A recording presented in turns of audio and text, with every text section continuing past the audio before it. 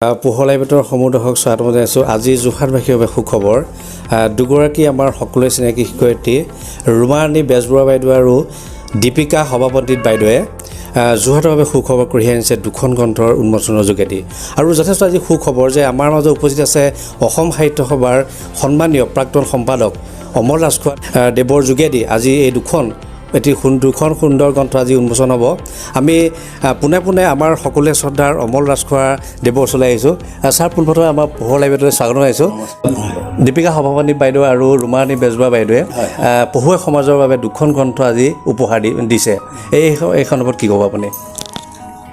এতিয়া আমি ক'ব খোজোঁ যে কবিতা মানুহৰ প্ৰত্যেকজন মানুহৰ অন্তৰত থকা অনুভূতিয়েই কবিতা, আৰু তাক যেতিয়া বাংময় ৰূপ দিয়ে সি প্ৰকাশ যেতিয়া হয় সেই কবিতাই এটা নতুন ৰূপ পায়, আৰু সেই ৰূপটোৱে হৈছে জীৱন্ত ৰূপ, আৰু সেই জীৱন্ত ৰূপেই এগৰাকী কবিৰ অন্তৰৰ কথাখিনি মানুহে জানিব পাৰে। এই কবিতাৰ দ্বাৰা মানুহৰ মনৰ যিটো মনৰ পবিত্ৰতা সেই পবিত্ৰতাটো প্ৰকাশ পায়। কবিতাৰ মানুহৰ জীৱনৰ দাপোন। অতীজ কালৰ পৰা এতিয়ালৈকে মানুহে কবিতাৰেই আৰম্ভ কৰিছে জীৱন, আৰু কবিতাতেই মানুহে সকলো নিজৰ দায়িত্ব পালন কৰি আহিছে। কেনেকৈ আহিছে যে আমি যিবিলাক কাম কৰি আহিছোঁ চব এটা ছন্দময় তাত আছে, ছন্দ আছে, আৰু সেই ছন্দময়বিলাকেই হৈছে একোটা ৰাগ, একোটা ৰাগিনী, আৰু তাৰ মাজতেই আমি বিচাৰি পাওঁ জীৱনৰ উৎসাহ। ছাৰ, আপোনাৰ পৰা আমি জানিব বিচাৰিছোঁ যে আমাৰ লেখিকা শিক্ষয়িত্ৰী ৰুমাৰাণী বেজবৰুৱা বাইদেউৰ এখন খুব সুন্দৰ গ্ৰন্থ অনুভৱৰ দাপোন। এই নামটো যথেষ্ট সুন্দৰ। ছাৰ, কি ক'ব? সঁচাকৈ মই যিটো কথাটো কৈছিলোঁ এটা মনৰ ভিতৰৰ অনুভূতিৰ কথা, সেই অনুভৱৰ দাপোন একেই। তাক প্ৰকাশ কৰাটো হৈছে যে অনুভৱটোক যি দাপোনৰ মাজত যেনেকৈ প্ৰতিচ্ছবি প্ৰকাশ পায়, ঠিক তেনেকৈ অনুভৱৰ মাজত কবিৰ অন্তৰৰ ভাৱপুঞ্জ ইয়াত প্ৰকাশ পাইছে। তাৰ সমান্তৰালভাৱে আমি যদি চাওঁ যে আমাৰ সকলোৱে চিনাকি দীপিকা সভাপণ্ডিত বাইদেউৰ প্ৰত্যাশাৰ যাত্ৰা, আমি প্ৰত্যাশাৰ যাত্ৰা আজি পঢ়ুৱৈ সমাজৰ বাবে আমি আগবঢ়াব, এই বিষয়ে কি ক'ব? হয়, আমাৰ প্ৰত্যেকটি বিষয়তে প্ৰত্যেকটো মুহূৰ্তই আমাৰ একোটা যাত্ৰা, আৰু এই যাত্ৰাটো এটা প্ৰত্যাশা আছে, আৰু এই প্ৰত্যাশা হৈছে আমি সুন্দৰক বিচাৰি যোৱা। আমি জানো যে সুন্দৰ আৰাধনাই জীৱনৰ খেল, গতিকে এই জীৱনৰ খেলৰ যি জিজ্ঞাসা, সেই জিজ্ঞাসাটোৱেই হৈছে আমাৰ প্ৰত্যাশা, আৰু এই প্ৰত্যাশাৰ যি প্ৰাপ্তি সেই হৈছে পৰম ব্ৰহ্মৰ প্ৰাপ্তি। ছাৰ, আমি বিশেষ পলম নকৰি আজি আমাৰ এই সুন্দৰ মূৰ্তিলৈ আমি আগবাঢ়োঁ যে আমাৰ উন্মোচনৰ পোনপ্ৰথমে আমি উন্মোচন কৰি লওঁ, তাৰপিছত আমি সবিশেষ কথা পাতিম। মই দুখন নতুন গ্ৰন্থৰ কবিতা পুথিৰ এই উন্মোচন কৰিবলৈ বিচাৰিছোঁ।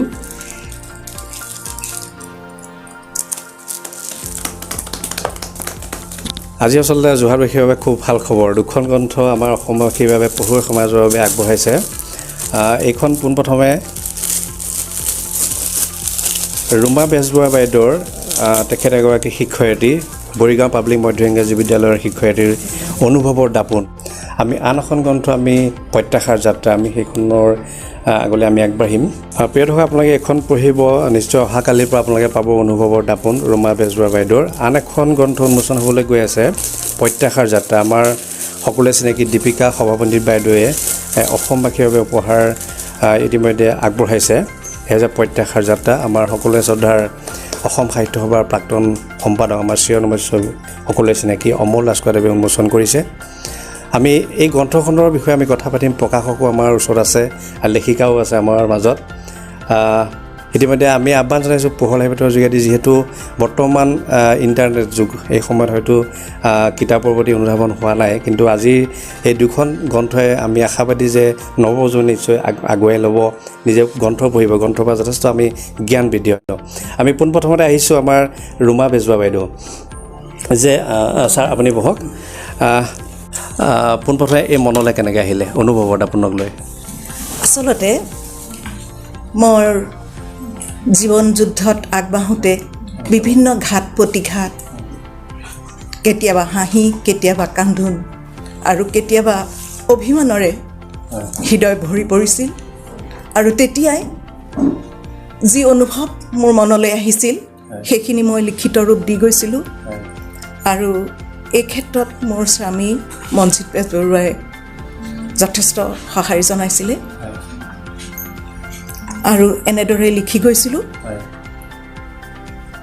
আৰু এনেদৰে লিখি যাওঁতে মোৰ পৰিয়ালবৰ্গ আত্মীয় বন্ধু বান্ধৱ সকলোৱে মোক কৈছিল কিতাপ আকাৰে প্ৰকাশ কৰিবলৈ আৰু বিশেষকৈ যোগানন্দ বৰা ছাৰে আমাক যথেষ্ট দুয়োগৰাকীকে আমাক যথেষ্ট সাহস দিছিলে উৎসাহ দিছিলে তেখেতলৈ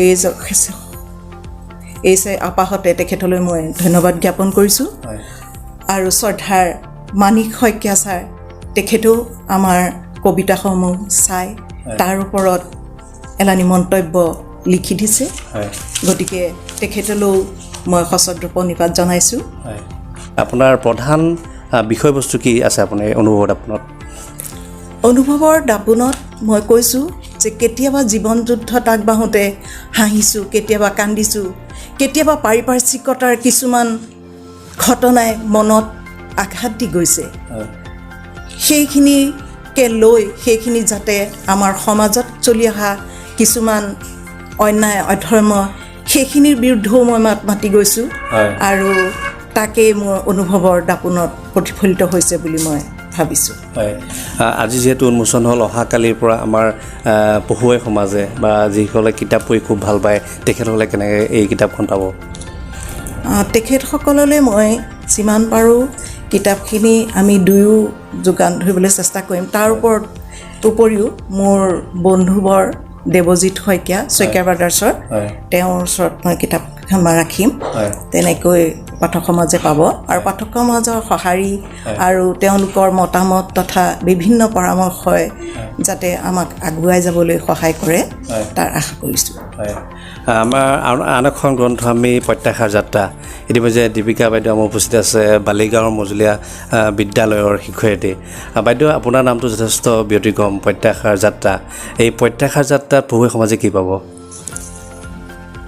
প্ৰত্যাশাৰ যাত্ৰাত আচলতে মই যিবোৰ ধৰক সমাজত অন্যায় অবিচাৰ বিশেষকৈ নাৰীৰ ওপৰত যিবোৰ হৈ আছে মই নিৰ্ভয়া হত্যাকাণ্ডৰ ওপৰত বৰ ব্যথিত হৈ পৰিছিলোঁ গতিকে নিৰ্ভয়া হত্যাকাণ্ডৰ ওপৰত মই এটি কবিতা তাইৰ প্ৰশ্ন এই কবিতাটি মই লিখিছিলোঁ দৈনিক জনমভূমি কাকততো প্ৰকাশ পাইছিল ঠিক সেইধৰণে দৈনন্দিন জীৱন যাত্ৰাত বিভিন্ন মানুহ লগ পাওঁ তেওঁলোকৰ জীৱনগাথা যিমান পাৰি মই চিত্ৰায়ন কৰিবলৈ চেষ্টা কৰিছিলোঁ তেওঁলোকৰ সুখ দুখ আনন্দ তাৰোপৰি আমাৰ ব্যক্তিগত জীৱনক লৈও কিছুমান অনুভৱ মই চিত্ৰায়ন কৰিবলৈ চাইছিলোঁ আৰু এইখিনি কৰোঁতে প্ৰথমতেই আজি মই আমাৰ অতি সন্মানীয় অসম সাহিত্য সভাৰ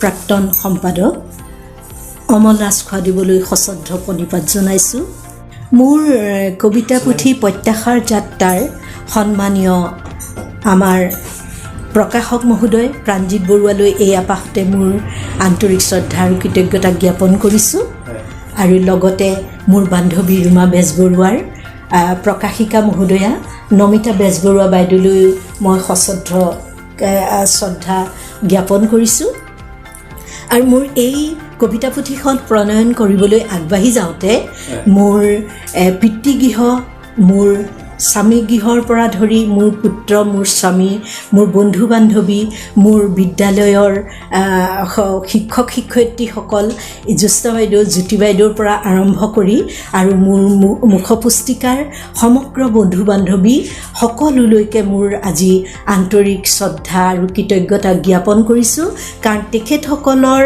সঁহাৰিৰ অবিহনে আজি হয়তো প্ৰত্যাশাৰ যাত্ৰাৰ সফল ৰূপায়ণ নহ'লহেঁতেন যোৰহাটৰ বিশিষ্ট জনপ্ৰিয় চিত্ৰশিল্পী ঋতুৰাজ মহন্তই আমাৰ দুইখন কবিতা পুথিৰ সংলগ্ন যিখিনি চিত্ৰ সেইখিনি সুন্দৰকৈ অংকন কৰি দিয়াৰ বাবে তেওঁলৈ চেনেহ আৰু কৃতজ্ঞতা জ্ঞাপন কৰিছোঁ আৰু ঋতুৰাজ প্ৰিণ্টাৰ্ছৰ স্বত্বাধিকাৰী ভৱেশ ঠাকুৰীয়া দিবলৈ এইখিনিতে এই আপাহতে মই কৃতজ্ঞতা জ্ঞাপন কৰিছোঁ তেখেতে সুন্দৰকৈ মুদ্ৰণৰ দায়িত্ব সুন্দৰকৈ সমাপ্ত কৰিলে আৰু আমাক প্ৰথমৰে পৰা যোগানন্দ বৰা ছাৰে অতি উৎসাহ উদ্দীপনা যোগাই আহিছিল আৰু ডক্টৰ মাণিক শইকীয়া ছাৰ সদৌ অসম কবি সন্মিলনৰ সন্মানীয় সভাপতি মহোদয়, তেখেতে বৰ সুন্দৰকৈ আমাক বহুমূলীয়া এখিনি কথা লিখি দিয়াৰ বাবে আমাৰ কবিতা পুথিখনৰ মান্যতা ভাল ধৰণে প্ৰকাশ পাইছে বুলি আমি অনুভৱ কৰিছোঁ। আৰু এইখিনিতে আমাৰ জনপ্ৰিয় পোহৰ লাইফৰ মুখ্য সম্পাদক অমৰ বৰুৱালৈ আমাৰ আন্তৰিক শ্ৰদ্ধা আৰু কৃতজ্ঞতা জ্ঞাপন কৰিছোঁ, কাৰণ তেখেতৰ উদ্যোগতে আজি এই অনুষ্ঠানটি সম্ভৱপৰ হৈছে। মই এই সকলোলৈকে যিমান আমাৰ লগত সহৃদয়তা আন্তৰিক যিটো আমাৰ যাত্ৰা সফল কৰিবলৈ সকলো আমাৰ লগত আছে, সকলোলৈকে আমাৰ আন্তৰিক শ্ৰদ্ধা আৰু কৃতজ্ঞতা জ্ঞাপন কৰিছোঁ। কাৰোবাৰ কথা হয়তো থাকি যাব পাৰে, তাৰ কাৰণে দুখ ত্ৰুটি মাৰ্জনা কৰিব বুলি মই আশা কৰিলোঁ। ধন্যবাদ বাইদেউ। নৱপ্ৰজন্মৰ লেখক লেখিকাসকল, আপোনালোকৰ সেই সময়ৰ দিনত আজিৰ পৰ্যন্ত যিসকলে গ্ৰন্থসমূহ আমাৰ পঢ়ুৱৈ সমাজে আগবঢ়াইছে, আপুনি নৱপ্ৰজন্মৰ সেই লেখক লেখিকাসকলৰ উদ্দেশ্যে কি ক'ব? সেইটোৱে মই আশাবাদী। প্ৰথম কথা আশাবাদী যে আমাৰ সময়তকৈ এতিয়া বহুত আগবাঢ়ি গৈছে। সাহিত্য, সংস্কৃতি, কলা, ভাষা সকলো ক্ষেত্ৰতে এতিয়া বহুত আগবাঢ়ি গৈছে আৰু তেওঁলোকে বহুত সুবিধা পাইছে। এতিয়া ছ'চিয়েল মিডিয়াবিলাক আহিল নহয় বাৰু, ইয়াৰ মাজেদিও আমি বহুত কথা জানিব পাৰিছোঁ। ছাৰ, আপোনাৰ ছ'চিয়েল মিডিয়াৰ কথা কওঁতে এটা কথা মন লাগিছে, আপুনিও ছ'চিয়েল মিডিয়া কিন্তু ব্যৱহাৰ কৰে, কি ক'ব এই বিষয়ে? মই কৰোঁ। মই এটা কথা, মই ছ'চিয়েল মিডিয়া মানে মই চাওঁ, মই আজিকালি যে পৰ্টেল কিছুমান ওলাইছে, এই পৰ্টেলবিলাকত মই মাজে মাজে চাওঁ, কিন্তু কিছুমান চাব নোৱাৰোঁ। কেলৈ চাব নোৱাৰোঁ? যে বিদ্বেষ ভাৱ, বিৰোধী ৰাজনৈতিক ক্ষেত্ৰতে দেখক বা অইন ক্ষেত্ৰতে দেখক, বিদ্বেষ ভাৱ এটা বহুতত সোমাই আছে, যেন বিৰোধিতা কৰিলেই যেন সমস্যাটো সমাধান হ'ব, এনেকুৱা এটা চিন্তা তেওঁলোকৰ লৈছে। কিন্তু এই চিন্তাটো কিন্তু নেতিবাচক চিন্তাহে, ইতিবাচক চিন্তা নহয়। ইতিবাচক বুলি ভাবোঁ। গতিকে মই ভাবোঁ যে সুস্থ সাংবাদিকতা, সুস্থ ছ'চিয়েল মিডিয়া, এইবিলাকৰ কাৰণে লাগে এটা বহল মন, আৰু এই বহল মনটো লাগে নিৰপেক্ষ, নিৰ্ভীক আৰু নিৰপেক্ষ। দুইটাই বেলেগ শব্দ, নিৰ্ভীকো বেলেগ শব্দ, নিৰপেক্ষ বেলেগ শব্দ, কিন্তু দুইটাৰ সংমিশ্ৰণত এজন সাংবাদিক বা এজন বাতৰি দিওঁতাই বা এটা এই বিষয়ৰ লগত সংযোগ থকা ব্যক্তিসকল তাৰ লগত এই দুটাৰ ওপৰত নিৰ্ভৰ কৰিব লাগিব। তেতিয়াহে আমি এটা সুস্থ বাতাবৰণ সৃষ্টি কৰিব পাৰিম।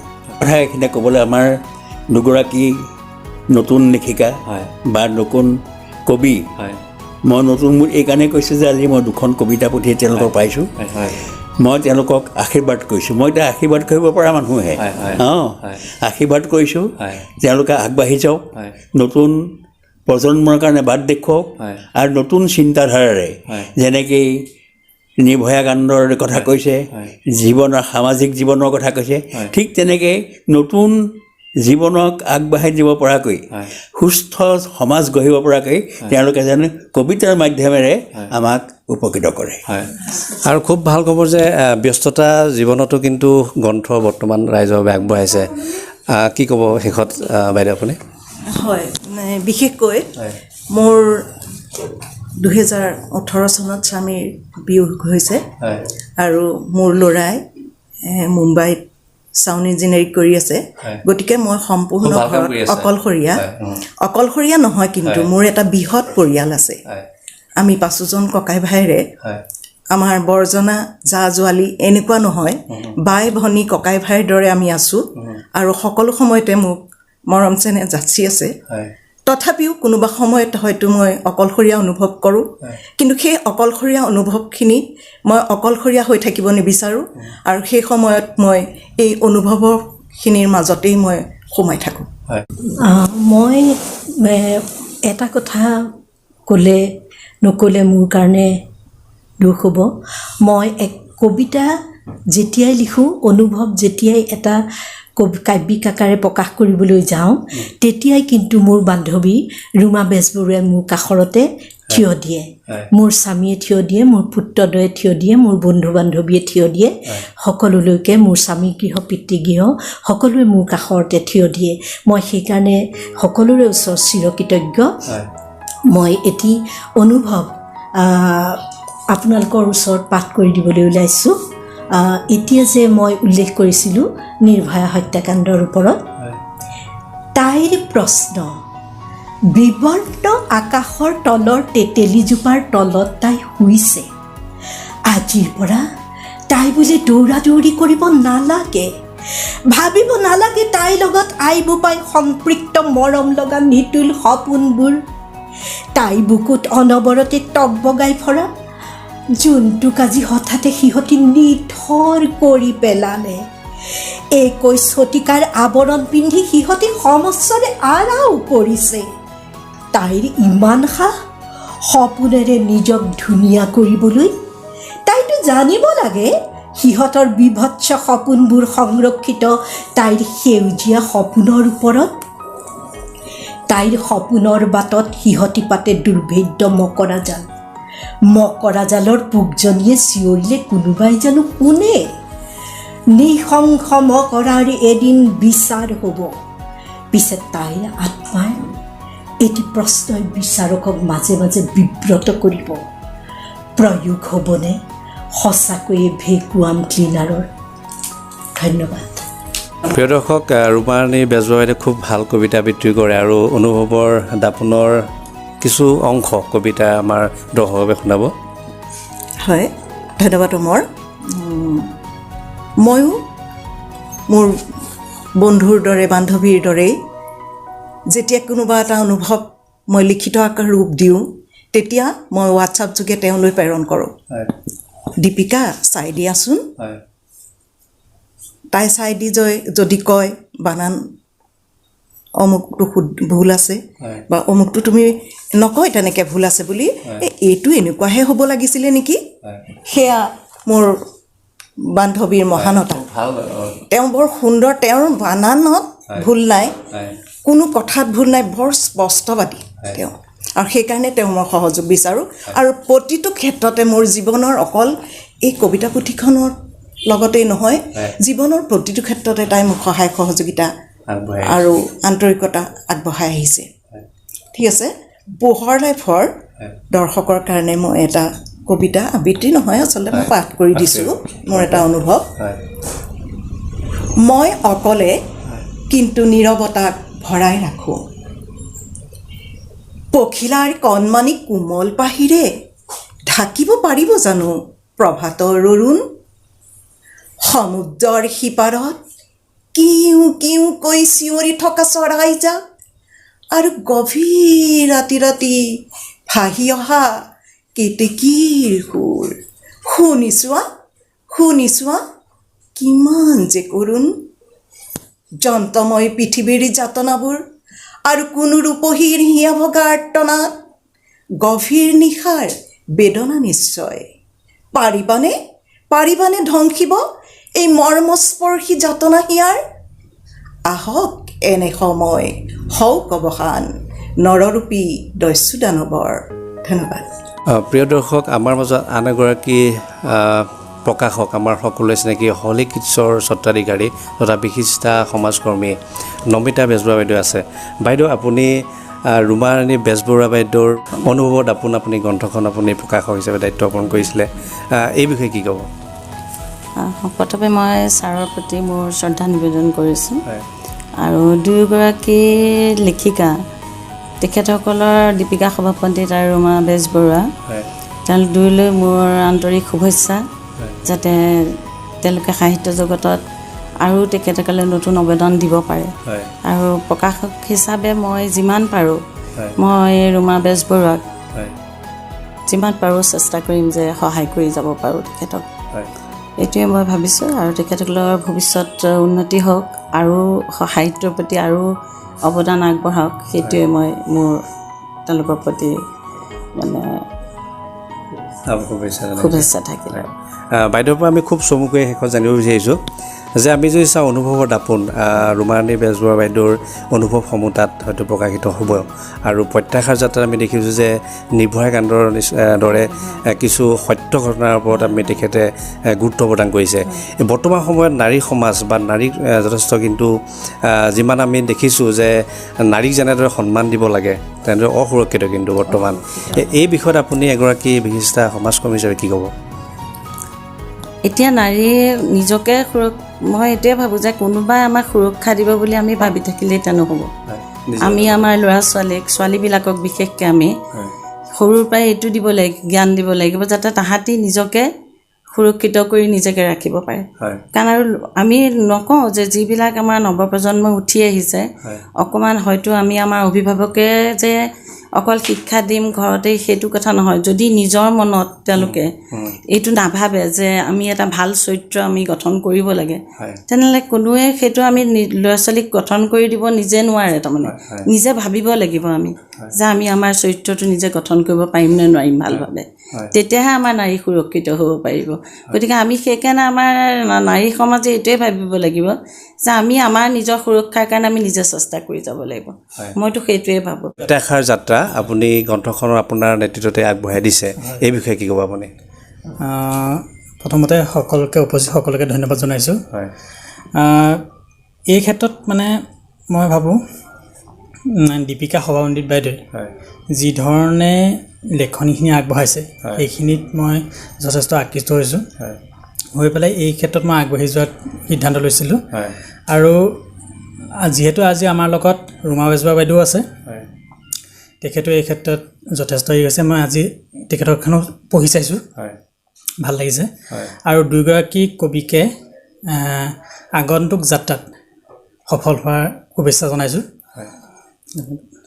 ধন্যবাদ আমি অনুষ্ঠানটি আমি সামৰণি মাৰিব লৈছোঁ আৰু যথেষ্ট ব্যতিক্ৰম অনুষ্ঠান আজি পোহৰ লাইভেটৰ দৰ্শকে উপভোগ কৰিবলৈ নিশ্চিতভাৱে পাব আৰু শেষত মই পোহৰ লাইভেটৰ পৰা দীপিকা সভাপতি বাইদেউ ৰুমা বেজবৰুৱা বাইদেউ নমিতা বেজবৰুৱা বাইদেউ প্ৰাণজিৎ বৰুৱা প্ৰমুখ্যে পৰি আমাৰ সকলোকে বিশেষভাৱে আমাৰ অসমৰ স্বনামধন্য ব্যক্তি অসম সাহিত্য সভাৰ প্ৰাক্তন সম্পাদক অমল ৰাজখোৱা দেৱকো আমি শ্ৰদ্ধা জ্ঞাপন কৰিছোঁ আৰু আজি পোহৰ লাইভৰ বাবে এটা গৌৰৱৰ দিন যে তেখেতক গৃহত আহি আমি এটা অনুষ্ঠান কৰিছোঁ আৰু শেষত আমি কৈছোঁ যে আপোনালোকে গ্ৰন্থ পঢ়ক সময় সকলোৰে আছে শিক্ষক সমাজৰ লগত জড়িত ইমান এটা গুৰুত্বপূৰ্ণ বিষয়ৰ লগত জড়িত হৈও যে নৱপ্ৰজন্মৰ যুৱক যুৱতীসকলৰ বাবে দুখন গ্ৰন্থ আগবঢ়াইছে প্ৰত্যাশাৰ যাত্ৰা আৰু অনুভৱৰ দাপোন অনুভৱৰ দাপোনত আপোনালোকে চব কি পঢ়িবলৈ পাব প্ৰত্যাশাৰ যাত্ৰাটো আপোনালোকে গ্ৰন্থখন পঢ়ক তাৰ বিষয়বস্তু সুন্দৰ ৰূপত প্ৰকাশিত হৈছে আমি সদৌ শেষত জনাইছোঁ সকলোকে যে গ্ৰন্থ পঢ়ক আৰু জ্ঞান বৃদ্ধি কৰক নিশ্চিতভাৱে শেষত এই অনুষ্ঠানৰ পৰা আমি সামৰণি মাৰিছোঁ আপোনালোকে চাই থাকিব আপোনালোকৰ প্ৰিয় চেনেল পোহৰ লাইভত ধন্যবাদ